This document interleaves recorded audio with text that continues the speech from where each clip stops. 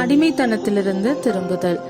Israel மற்றும் யூத நாட்டு மக்கள் கடவுளுக்கு விரோதமாக பாவம் செய்தனர். சீனாய் மலையில் கடவுள் அவர்களோடு செய்த உடன்படிக்கையை மறந்தனர்.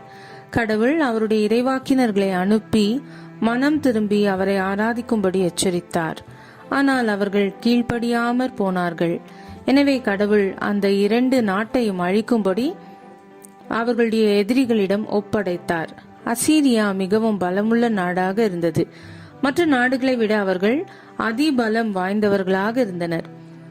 அவர்கள் வந்து இஸ்ரேல் நாட்டை அழித்து அவர்களுக்கு வேண்டிய எல்லாவற்றையும் எடுத்துக்கொண்டு அதில் உள்ள அநேகரை கொன்று போட்டனர்.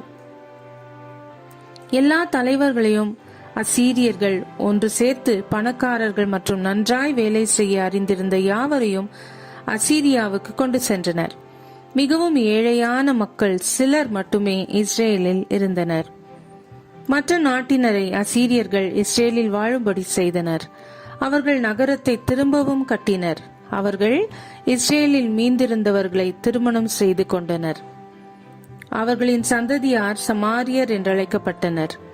நம்பாமல் அவருக்கு கீழ்ப்படியாமல் போன இஸ்ரேலரை கடவுள் எப்படி தண்டித்தார் என்பதை யூத நாட்டினர் பார்த்தும் தொடர்ந்து கானானின் கடவுளாகியும் சேர்ந்து சிலைகளையும் வணங்கினர். ஆண்டவர் தம்முடைய இறைவாக்கினர்களை அனுப்பி எச்சரித்தும் இஸ்ரேலர் கேட்கவில்லை. அசீரியர்கள் இஸ்ரேலரை அழித்து 100 வருடங்கள் கழித்து கடவுள் நேபுகாத் நேச்சார் என்னும் பாபிலோனின் அரசரை யூதா நாட்டிற்கு எதிராக அனுப்பினார். பாபிலோன் நாடு மிகவும் பலமுள்ளதாய் இருந்தது. யூதாவின் ராஜா நேபுகாத் நேச்சாருக்கு வேலை செய்கிறவர்களாய் இருக்க ஒப்புக்கொண்டு ஒவ்வொரு வருடமும் அதிக பணம் அவர்களுக்கு கொடுத்தனர். ஆனால் சில வருடங்களுக்கு பிறகு யூதாவின் அரசர் பாபிலோனுக்கு எதிராக எழும்பினான். எனவே பாபிலோனியர் வந்து யூதா நாட்டை அழித்து எருசலேம் நகரத்தை சிறைப்பிடித்து ஆலயத்தை இடித்து அதில் உள்ள எல்லா உடைமைகளையும் எடுத்துக்கொண்டனர். நேபுகாத் நேசாரின் இராணுவத்தினர் யூதா அரசரை தண்டிக்கும்படி அவன் மகன்களை அவனுடைய கண்களுக்கு முன்பாக வெட்டி போட்டு அவனை குருடாக்கினர். பின்பு அவன் இறக்கும்படி பாபிலோனின் சிறையில் அடைத்தனர். நேபுகாத் நேச்சாரும் அவனுடைய இராணுவமும் ஏறக்குறைய எல்லா யூத மக்களையும் பாபிலோனுக்கு கொண்டு சென்றனர். மிகவும் ஏழையான மக்களை சிலரை மட்டும் அங்கே விளைச்சலை பார்த்து கொள்ளும்படி விட்டுவிட்டனர்.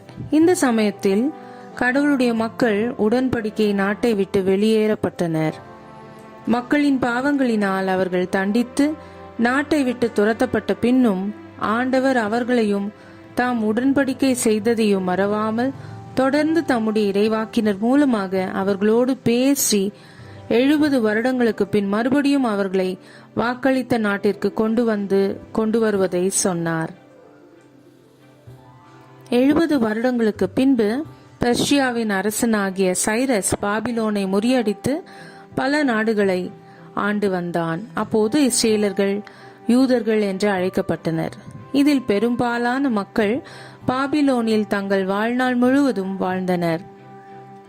ஆனால் சில முதியவர்கள் மட்டும் யூதா நாட்டினை நினைத்துக் கொண்டிருந்தனர். பெர்ஷியர் பலமுள்ளவர்களாயிருந்தும் தாங்கள் சிறைப்பிடித்திருந்த மக்கள் மேல் தயவாய் இருந்தனர். சைரஸ் பெர்ஷியாவின் அரசனான போது யூதர்கள் பெர்ஷியா நாட்டை விட்டு போக விரும்பினால் அவர்கள் போகலாம் என்று அரசனால் கட்டளை பிறந்தது. 70 வருடங்களுக்கு பிறகு சில மக்களே இருந்தபடியால் அவர்கள் யூத நாட்டிற்கு திரும்பினர். ஆலயத்தை மறுபடியும் கட்டும்படி பணமும் கொடுத்தான்.